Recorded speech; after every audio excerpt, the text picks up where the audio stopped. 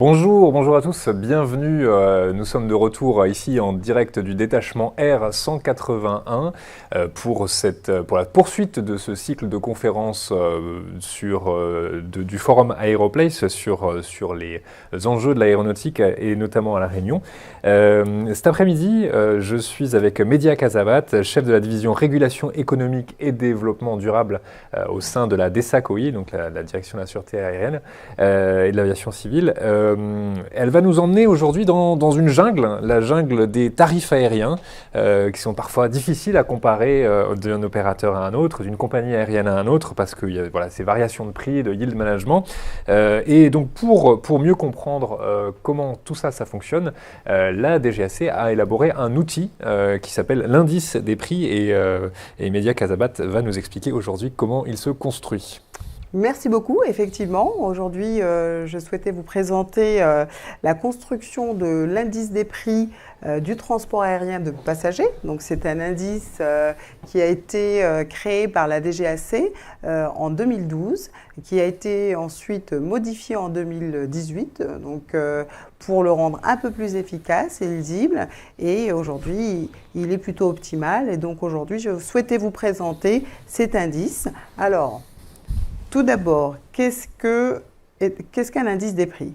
Donc, c'est un indice qui permet d'étudier le rapport entre un prix d'un produit quelconque par rapport à une période courante comparativement à une période de base. Donc aujourd'hui, au niveau de la DGAC, nous avons un baromètre du transport aérien et cet indice s'inscrit pleinement dans ce baromètre. Un exemple pour pouvoir réellement appréhender cet indice, pour pouvoir le rendre plus lisible, on multiplie par 100 l'indice et cela nous permet de calculer et d'avoir le rapport de prix. Un indice qui serait de 102, par exemple, serait tout simplement une augmentation de 2% du produit entre la période de base et la période courante. Alors, en ce qui concerne notre indice, l'IPTAP, donc l'indice de prix du transport aérien. Celui-ci, comme je vous le disais, a été construit en 2012 pour pouvoir voir l'évolution du prix du billet d'avion.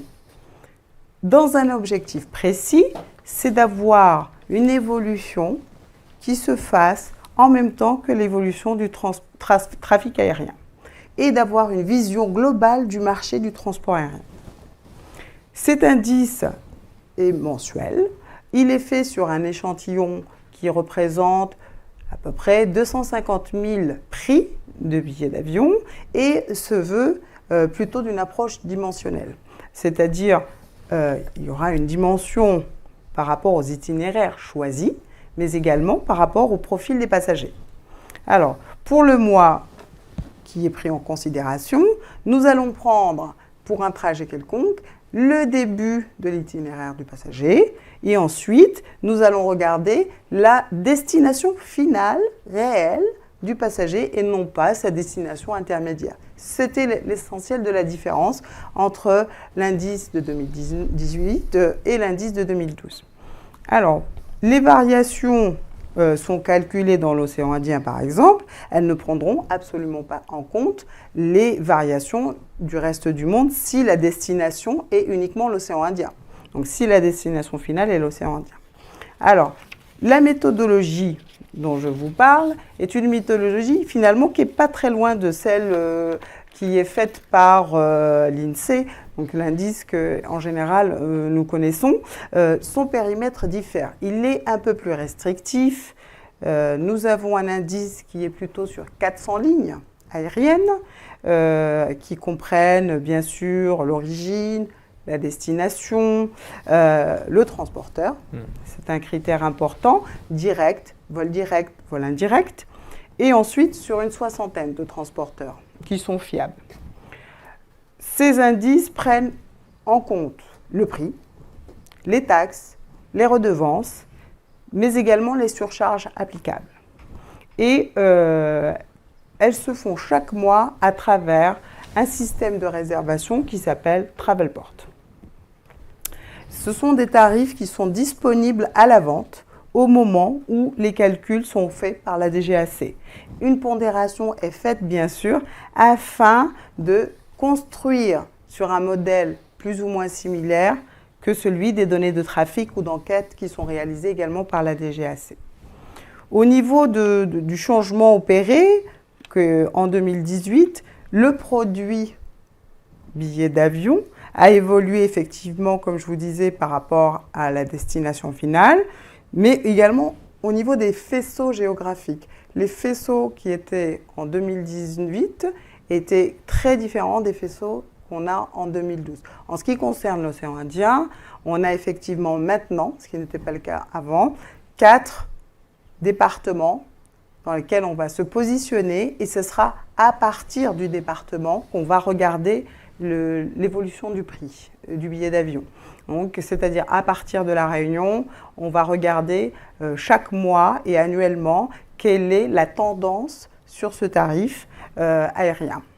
Alors, on parle des tarifs disponibles à la vente, pas des tarifs effectivement achetés. Hein. Exactement. Ce qui est important de savoir, c'est que ce sont des tarifs par rapport aux passagers et non pas finalement un tarif qui serait lié au transporteur lui-même, à ce qu'il est, à sa recette. Donc c'est un tarif par rapport aux passagers, donc on a vraiment la tendance du passager et non pas la tendance de l'évolution du transporteur, ce qui le rend plus global sur une destination bien sûr. Aujourd'hui, pour une même série, on peut donc comparer les avantages davantage les uns les autres en ayant des indications de saisonnalité, ce qu'on ne pouvait pas forcément avoir avec l'indice INSEE tel qu'il est présenté sur la partie transport. Donc, ce sont des tarifs aériens TTC qui sont pris en considération dans cet indice. Et bien sûr, les frais des bagages supplémentaires sont inclus. Mais également, ce qui est très intéressant, c'est les frais de paiement par carte bancaire. Quand il arrive qu'il y ait des frais de carte bancaire. Donc, on est vraiment sur un tarif TTC qui englobe le bagage, les surcharges, les taxes, les redevances, jusqu'à la carte bancaire. Il y a donc, ces prix sont pris en compte sous 2 formes différentes. Donc, on définit le produit et on définit le profil. Donc, la définition du produit qui permet de réaliser cet indice, le produit, ça va être tout simplement les caractéristiques objectives du voyage lui-même, c'est-à-dire la véritable destination, le véritable point de départ, le transporteur aérien effectif qui a réalisé le transport sur une destination, ainsi que la classe de transport. Donc, on va regarder, la classe de transport est très importante finalement pour prendre la tendance des prix. Un tarif qui serait regardé uniquement sur sa classe économique serait insuffisant par rapport à la tendance globale du prix du billet, parce que parfois, il y a d'énormes écarts entre les classes. Ensuite, un autre critère et paramètre est pris en compte pour le calcul de cet indice. Ce sont donc des critères liés aux passagers directement ou à ses choix pour différencier justement la technique du yield management. On va prendre l'antériorité de la réservation. Donc cette antériorité, c'est d'abord quand est-ce que le passager a réalisé sa réservation. Est-ce qu'il l'a faite il y a 6 mois, il y a 2 jours? Donc c'est un critère très déterminant pour la fixation de ce tarif, de cette évolution. La durée du séjour, plus d'1 semaine, moins de 30 jours. Donc c'est également un élément déterminant pour définir cet indice de prix. Et enfin, la flexibilité du billet d'avion proposé.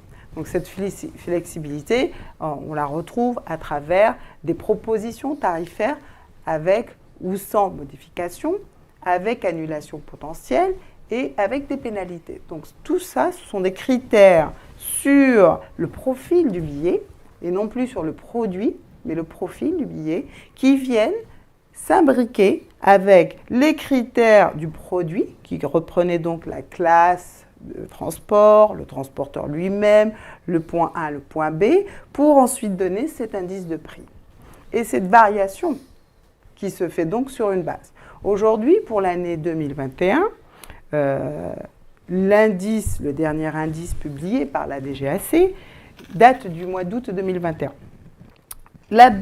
Une baisse est constatée de l'ordre de 6% sur l'ensemble des billets émis en France.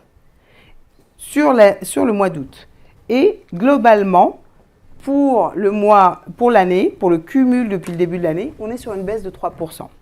En Outre-mer, cette baisse est encore plus significative puisque pour le mois d'août 2021, comparativement à 2019 comme référence, nous avons une baisse du prix du billet en Outre-mer qui est de l'ordre de 8,1%.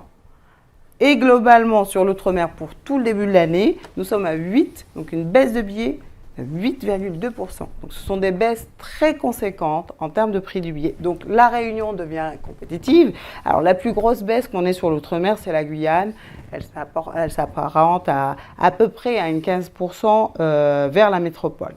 Donc, comme vous avez pu le voir, cet indice aujourd'hui, tel qu'il est construit, nous permet de voir que le billet sur le territoire est de moins en moins cher et que cette baisse, elle est quantifiée sur des critères uniformes, ce qui permet effectivement finalement de permettre aux passagers d'être conscients du tarif qu'ils payent et de voir qu'il y a malgré tout une optimisation des coûts qui est faite par les transporteurs aériens. Mais ça, c'est une baisse conjoncturelle qui est due à la crise sanitaire. Est-ce que cette tendance s'aperçoit aussi sur le long terme, puisque cet indice existe depuis 2012 ? Alors oui, effectivement. Avant cet indice, nous avions à la DGAC des statistiques sur les prix qui n'étaient pas aussi organisées et qui permettaient de voir, par exemple, qu'à La Réunion, il y a 15 ans, on était sur un tarif qui a baissé significativement. Le prix du billet moyen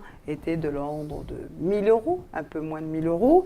Et aujourd'hui, cet indice nous permet de quantifier cette baisse sur une quinzaine d'années, même si c'est des statistiques de 2012, on a malgré tout une baisse qui est continuelle, malgré le fait qu'on ait traversé la crise. Ce n'est pas uniquement dû à une situation de crise sanitaire, mais également à la concurrence qui est importante et qui permet de réguler ce marché et qui permet d'offrir une meilleure opportunité aux voyageurs ultramarins notamment. Mmh.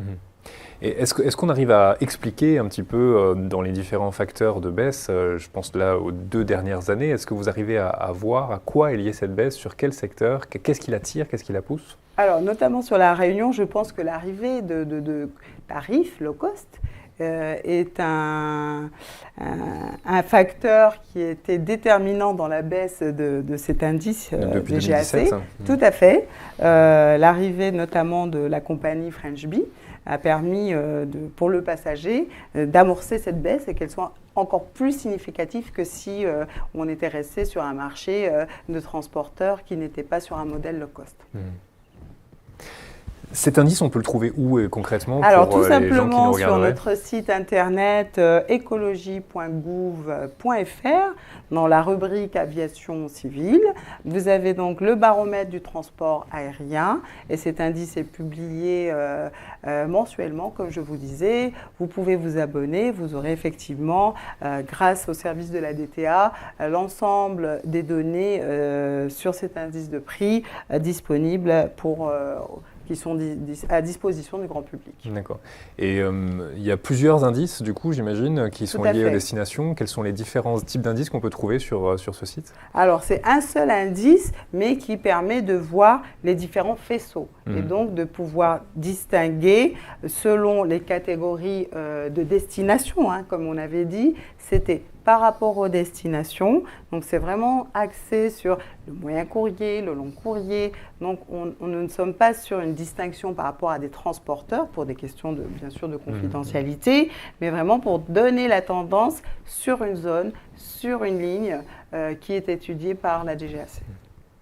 Et donc, vous l'avez dit, cet indice a évolué depuis sa mise en service en 2012. Est-ce qu'il y a d'autres pistes d'évolution, d'autres pistes de développement qui sont à l'étude ?